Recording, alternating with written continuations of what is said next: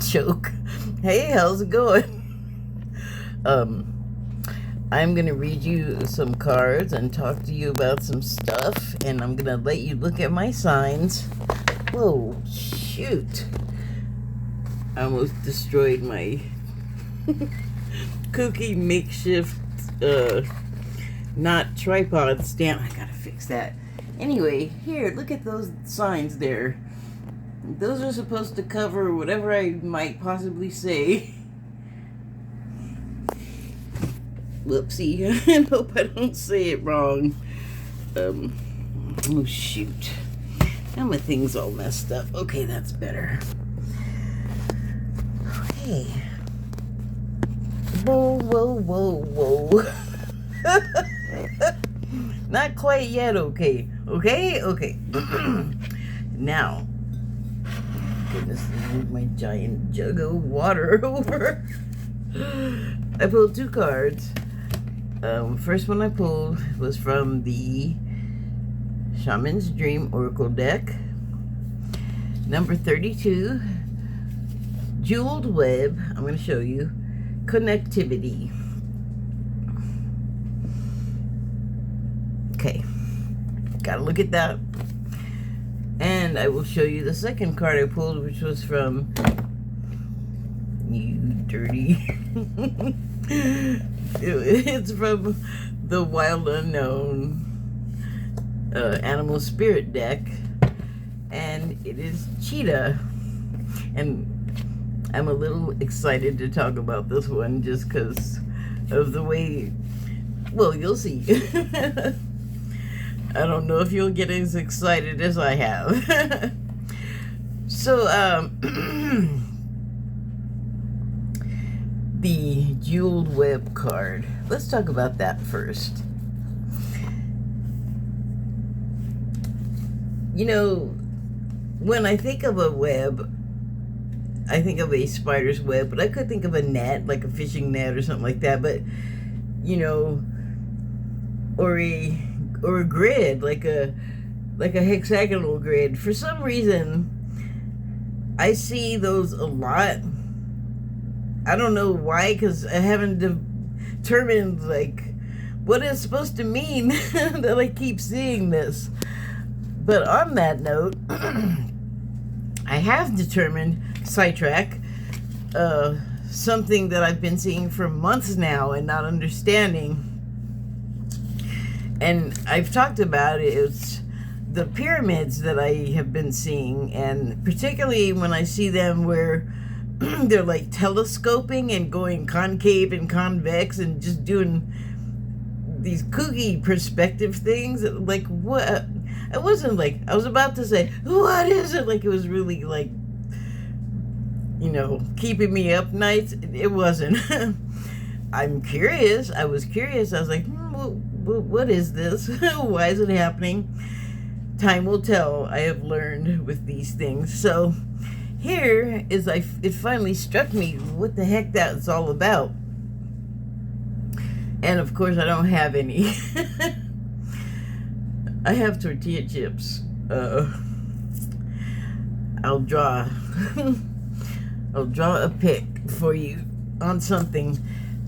Okay, so I figured out finally that what that is my Merkaba. Oh my goodness, it looks different. I would not have even figured out that that's what it is. And it's crazier because, like, it kept trying to tell me. Like, I kept getting, the way I often do, I'll get, like, a bunch of things on the algorithm will spit out that I didn't, you know, pull up myself.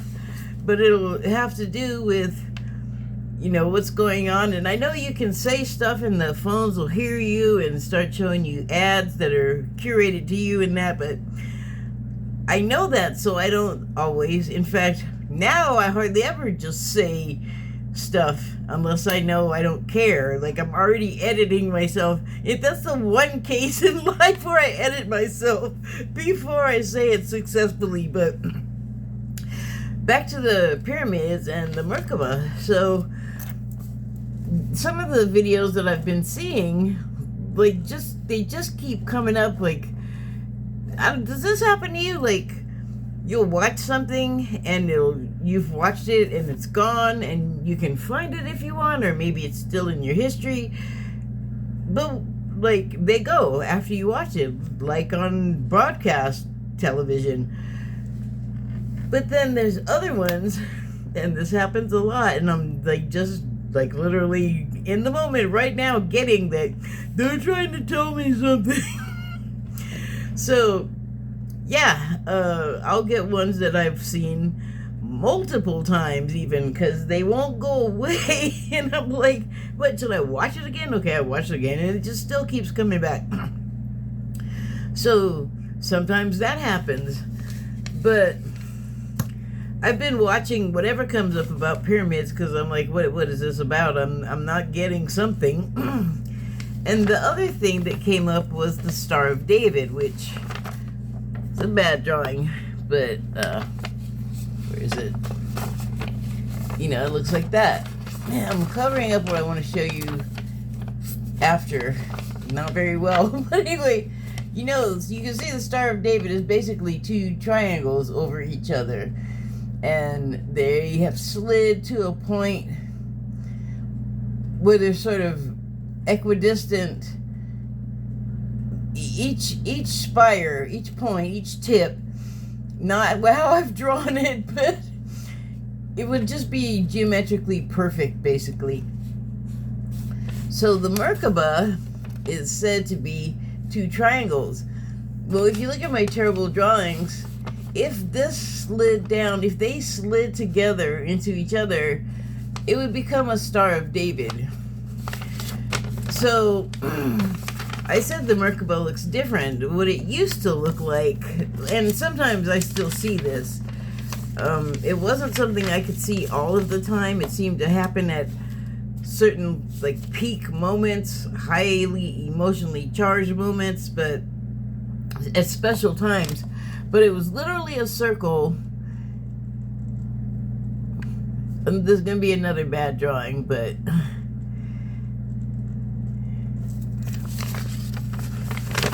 it looked like this.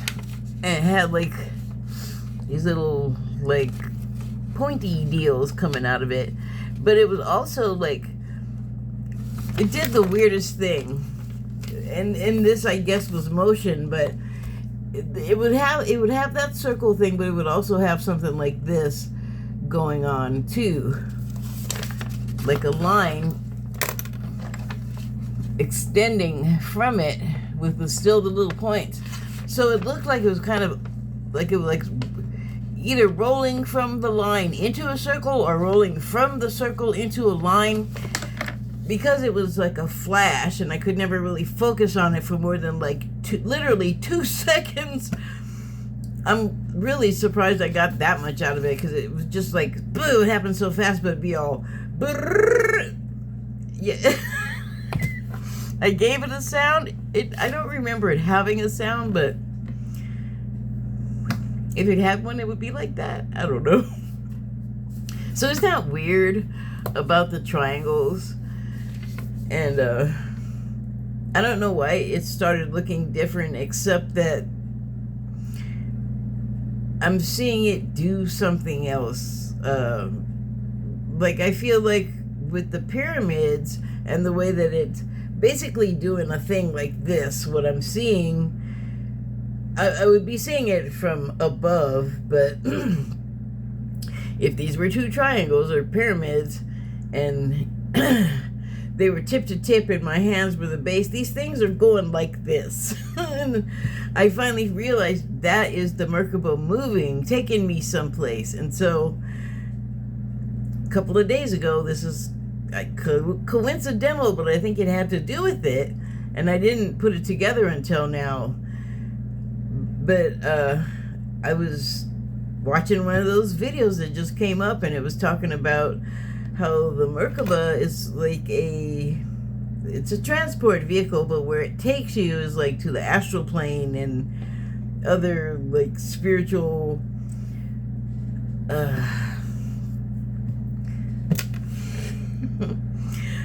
points. highlights along your path. So, and then I thought, okay, so obviously it's telling me I'm going places, and aware didn't happen. Like, it wasn't just all, I was going somewhere in it and it took me blank. No. But what I do have is, I know that stuff happens when I sleep, because I wake up and I remember vaguely, like, if there's people, they don't have faces. If there's places, it's like one of those photographs you can do now on your phone where you can sort of blur the background. Details are sparse. And it's flashes. Like, sometimes I'll have long, drawn out, detailed dreams. This is not what I'm talking about. Whatever it is, it happens fast, and I just have a vague feeling like that something happened and that I interacted with some people. Last night, or this morning, I woke up and I knew I had a conversation with someone that I don't think I knew, and I can see how they looked, and but what I could see is the person, and they're silhouetted by a light background, which I can't remember details of, but I think it was outside. Pretty sure we were outside. And it was a man. I did not know this man. He was a young guy, I think younger than me looking, which could be deceptive because he was black. He didn't look like family. He didn't look like anybody I ever have known. So I don't know who I was speaking to, but I know that me and that individual were having a conversation, and that's about all I remember about it. But all of these things came together. The Merkaba circle thing with the points, and then the triangles and the Star of David, like, it all just kind of culminated into, like, that has to do with this guy. So yeah, just sharing, fumbling, finding my way through these unusual things that happen. So, and this, with the cards, I'm going to finally start talking about the cards, but this may peripherally, I feel like, have something to do with this, because I started talking about it. I was talking about the web and the similarities of matrices, like webs and nets and those pentagonal grids. Like, for some reason, I'm just like, this is the image you're seeing. Like, and then also the Flash movie, I talked about it in my last video a little bit with Ezra Miller, also dealt with these fixed points, and that's something that comes up, I think, a lot in, like, the spirituality community, when you're sort of figuring out your path, and you learn that you've basically mapped out some, like, well, not some, you've mapped out your life. Like, there are events that you wish to experience. There are some, for reasons above my pay grade, that I don't know if we're aware of this so much and how it affects our decision-making factors, but there are fixed points that, probably because they're related to other people and events, that they can't be changed, because then if things can happen in certain ways for people, then whole other things can happen is kind of, wow, a blurry description of what I think is happening there. And on this card here, I'm still going to talk about the Flash. There are all these light pastel colored, I want to say like fairies almost images looking, but I don't think they are really. They look like a space plasm or something, or at least this one does. This guy right here looks like some kind of mist or something. But there are also fixed points, like maybe they're not such happy, joyful moments that we remember fondly. So in The Flash, I'm just going to remind people, on this channel, there will be spoilers, so get ready. Whoa. I didn't make you totally nauseous there with that. So, there's fixed points in this movie, and it is because of Flash 1, the main Flash, thinking he can go back a la Crisis in the comic book series, or Flashpoint. Well, I think those are sort of a progression of the same thing, Crisis and Flashpoint, but those happen in the comic books, in the pulps, because Flash gets it in his mind, just like on the CW show, that he's going to go back in time and fix stuff so that his mom doesn't die. I don't think I'm spoiling it too hard. The story is, at least 50 years old, more. And it's been on television and in movies, so if you haven't caught it after all that, apologies. But, so, turns out that his mom has to go. That's a fixed point. And then when he goes back and encounters Flash 2, Flash 2 is not as well educated on what happens in the Speed Force. And Flash 1 already didn't listen to advice from Batman, so couple of knuckleheads, let's just say.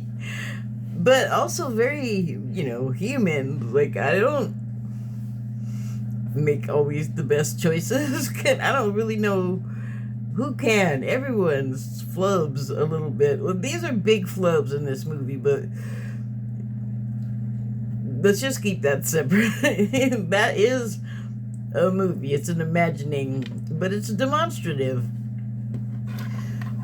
in the way that Flash 1, like I said, is a little more educated, and then he's also seen in that story, in that movie, how disastrous, going back and trying to change stuff can be, because if you change one thing, you don't know what the heck else you are changing. Like I said about the fixed point, like, this event has to happen because it's going to affect so many other people peripherally around it, that the people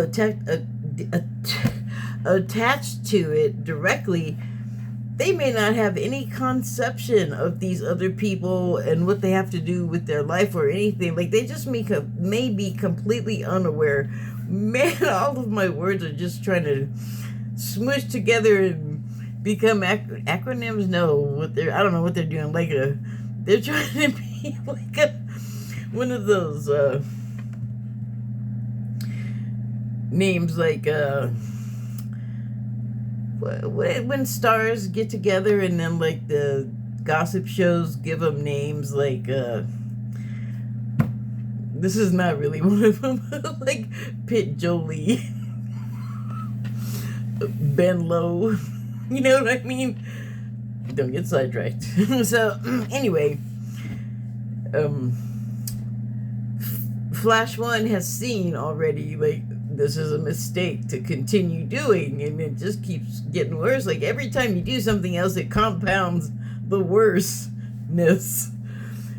But Flash 2 gets all emotional, and he finds himself where Flash 1 was at the beginning of this whole thing, where Flash 1 decides to turn back time, and then the other guy just doesn't get it and keeps doing it and doing it and doing it, because it won't change, because it's a fixed point, and he just destroys a bunch of stuff and doesn't get it. And of course, because it's a movie and imagined story, it ties up in the end and everything ends up being okay.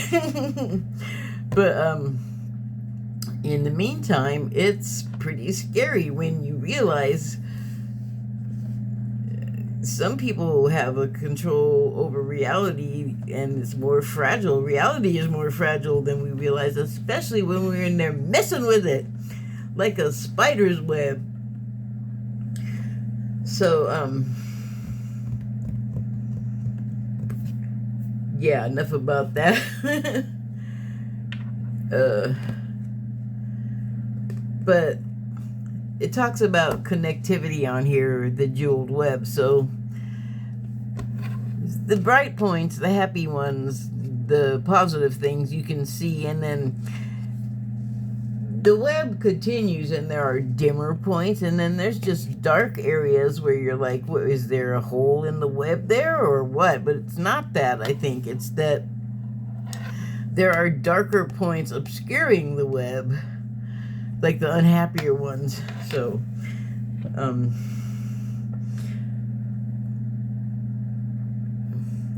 it's kind of interesting that they're not visible. I was going to say something about the artist's choice, and I don't even know if that was like in their head, that someone might come along and think, okay, well, there's other stuff happening, like points as well as these bright points that are in the darkness, but you can't see them because they're darker. And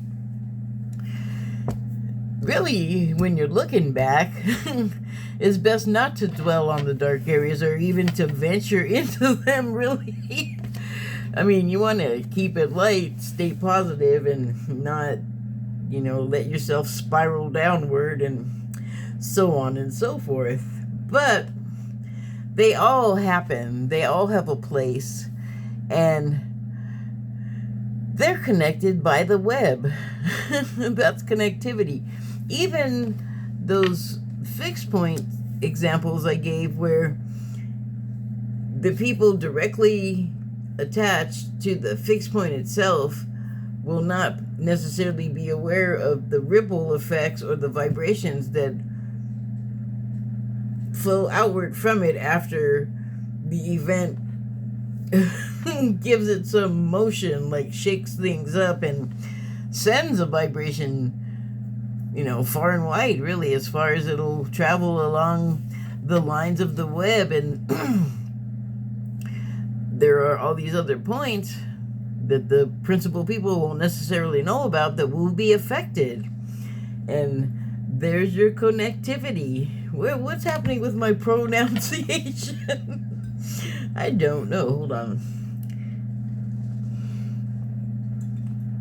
So, I pulled this other card from the Animal Spirit deck, and I did not get the page that this guy is on, but I was shuffling them just because, you do that to give them some fresh energy and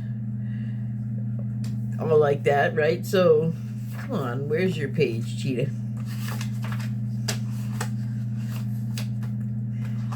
I'm sorry. I'll be right with you. Anyway, so I'm shuffling and I'm watching some YouTube news items, and the particular show that I had on was talking about the race for the Speaker of the House in the Republican Party thing that's happening now, where they kicked out Kevin McCarthy, and now they're trying to find somebody else, and there's, oh my God, so much with that, but that is not really what I wanted to talk about. They were saying that Jim Jordan, I believe from Ohio, he's a congressman, I believe, and he's a big MAGA person, and he seems to be channeling Trump the same way Marjorie Taylor Greene is. And I'm I said it. I don't need to elaborate more. But the report, while they were talking with him, had his picture up, like this really, like, boxed in just this part of his face, and he was like talking. It looked like it was a screen grab from maybe one of the recent hearings where they're trying to impeach President Biden, but I don't think it's gonna happen. They went pretty badly, those hearings. But anyway, they're focused. The camera or the screen just has this picture of his face, and his mouth is open like he's talking, and he looks kind of angry, but more like he was trying to be really forceful in whatever he was saying, like, or there was a lot of feeling behind it. But I'm looking at it, and I'm looking at his eyes, and his eyes looked like he wants to do a runner, is what I heard. And I'm shuffling while all of that is going on, which took so long to say, but I was just watching a video, and it was focusing on the man's face, and I just look at him, and I heard he's gonna do, or he wants to do a runner. This is the card that popped out when I was shuffling, and I am laughing because, yeah, he wants to run. Like a run. This dude is known for running. This cheetah dude. But also, it was like you want to run because of fear. Like you feel trapped, or I mean, he's got some stuff already hanging over him. Indictments to be. So I imagine what he was also feeling was, gotta run, wah, wah, my mind is just freaking out. Those circles, wah, wah, like just brain throb and trapped, and he really actually can't run because I just figure it's a bad look for him, you know. He's gotta stay around and follow through no matter what, because he and like a lot of his colleagues, I feel like, I have said this before, and I will probably say it again, but if you have been associated with Mr. Trump and your association extends to any kind of dealings, like behind the scenes, it would have had to have been because he was president at the time, and he wasn't supposed to be doing deals, but he obviously was.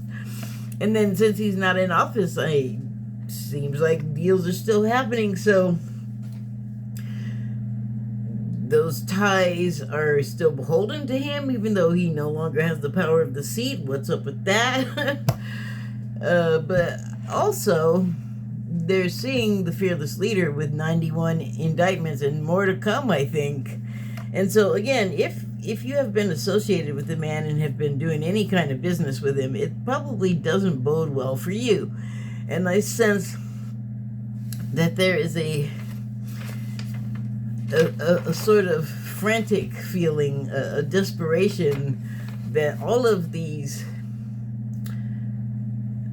ill-laid plans won't blow back on them. Like the way many of the people that have been associated with former President Mr. Trump have found themselves in jail, under indictment, and all kinds of other problems, subpoenas and congressional hearings and interviews and what do you call it when you have to interview and you're in there with your lawyers? There's a word for it, and if you think I can remember it now, I probably made it clear that I can't right now. So, but Jordan on the run on the inside, he and others desperately hoping all ill-laid plans won't blow back on them. The company we keep reflects important things about ourselves back at us. Fixed points, like in The Flash. Great demonstration on what those are and how they act, by the way. Not always disastrous. The bright spots, like on the card, could be the happiest moments. Those that were and those that will be. So, I am gonna read about the cheetah, and it says, solar force, action, achievement, masculine energy. Okay, well, Jim Jordan is a masculine. he was able to become a congressman, so that's interesting. The other two, solar force and action, I'm not saying that they couldn't apply to him, but solar force seems more of a positive thing than his vibe. And he's been doing some actions, because I know he's running around behind the scenes-ing a lot, and that's kind of like a landmark of being involved with those. Maybe you should have thought better of it, getting involved with Trump plans and ideas. I will read now. The cheetah is the epitome of the solar forces at work. The sun doesn't shine onto the cheetah. It shines from inside this great creature and expands outward to brighten the universe. The energy within a cheetah personality is palpable to others, and they naturally attract an audience to bear witness to their remarkable achievements. Well, I know he's caught my eye because he won't wear a coat, but that just makes me think he sweats a lot. He's a bad sweater.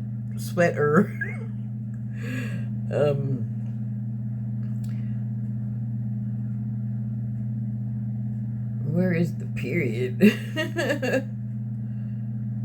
Oh, okay. The energy within a cheetah personality is palpable to others, and they naturally attract an audience to bear witness to their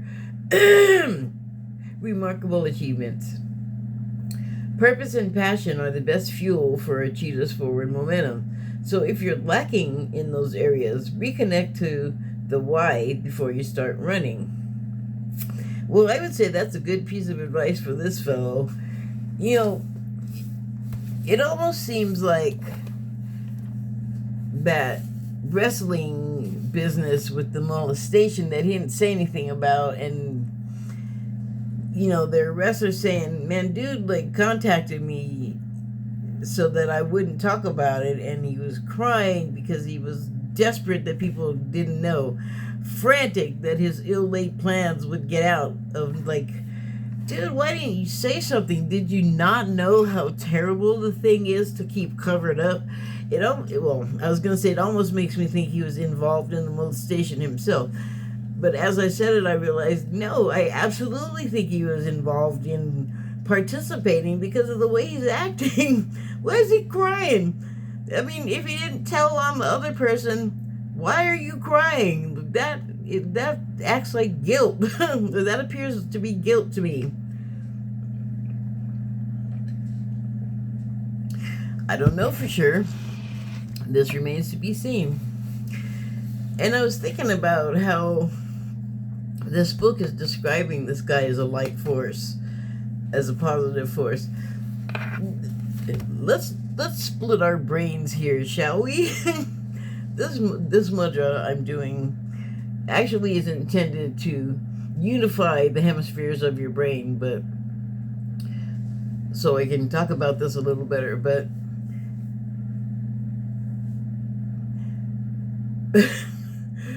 sometimes the dark negative point is in bright relief under like a sun lamp, and the sun basically gives power to anything it shines on so that it can grow, and we're nourished by light. I think just about every being on this planet, not all of them, but just about everyone is nourished by light. And so it is possible for someone you don't necessarily think of as a light person or what they're doing as light work. But in the case of Jim Jordan, he's right up in the middle of stuff. He's always got his loud mouth open, drawing attention to himself. But at the same time, if you look at his face, if you look in his eyes, dude looks scared to death. So he is, I guess he's a fixed point in a way, or an important mutable point. Well, he doesn't seem to be mutable. He doesn't seem to want to change his plan of not saying whatever it is he's not saying. So it's necessary. In the same way that Reagan was necessary,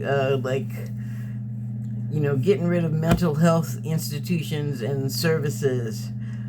Terrible things that ended up reverberating way, way down the line. But those situations, and especially now after all this time that Reagan caused, are now they're going to get light shined upon them, and they're going to get repaired and fixed. And so things that I at least associate as negative or bad, well, maybe they are, but they're, for a reason, they're that way. Just, something to consider. Did I finish? No, I did not. Purpose and passion are the best fuel for a cheetah's forward momentum. So if you're lacking in those areas, reconnect to the why before you start running. I did already read that. The last line, though, reconnect to the why before you start running. In the case of Jim Jordan, I think that's interesting because it makes me think that, like I said, if he didn't actually participate in molesting people, which it doesn't seem like is the case from the way he's acting, again, it's just my opinion commentary, it's not the end of the world, you don't have to, make it your life, but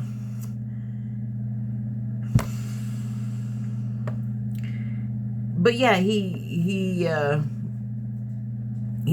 like really loud and out there, as if he's got a fire lit under him, which would also make you run. To uphold, I don't know if that's the right word, but maintain whatever it is he's trying to achieve, which seems to be a huge blocking operation and hiding whatever he's got going on with the wrestling thing. But there's more to it. I feel very certain that he's involved in something more, and he might feel trapped and afraid because it's like compromise. Somebody's got something on him, and he can't get out of it. He's gotta, I guess, interesting. Like he's got to do it. He feels like he's just got to continue down. You always have a choice. I don't know if circumstances could go wrong for him if he stopped doing what he's obviously had a fire lit under his butt to go do, but well, it's just going to be interesting because at some point I think it remains to be seen. There's a little bit more left here to read. When in balance, achieves anything, boundless energy. When out of balance, impatient, competitive. He seems like he's out of balance every time I see him speaking. Yelling and glaring and overreacting, honestly. Unless to him it's not an overreaction at all. To him it's perfectly appropriate because he's freaking the freak out and his brain is like wah wah wah. To bring it to balance, reconnect to purpose. Well, purpose, I mean, could be subjective, but I think in his case, he's got a couple of choices. Stay going on the route, scared and running, or just jump off the track and be a man and just say, here's what's what. Here is the dark point that I took part in for such and such effort, unspecified, hidden, secret, underhanded even. Otherwise, why not just say, right? So, this dude epitomizes a fixed point and we have yet to see what's emanating from whatever it is he participated in or signed up to be a part of or is getting blamed for. Like other points that we are unclear to us right now, I think they will become clear. I think they will come into the light, and I think they're gonna shake, rattle, and roll all of us. That's just an interesting thing, personally, because Jerry Lee Lewis came up earlier, so I don't know, he's on my mind for some reason. Also, iffy situations with people, inappropriate. Jerry Lee Lewis, my brain, wong, wong, wong.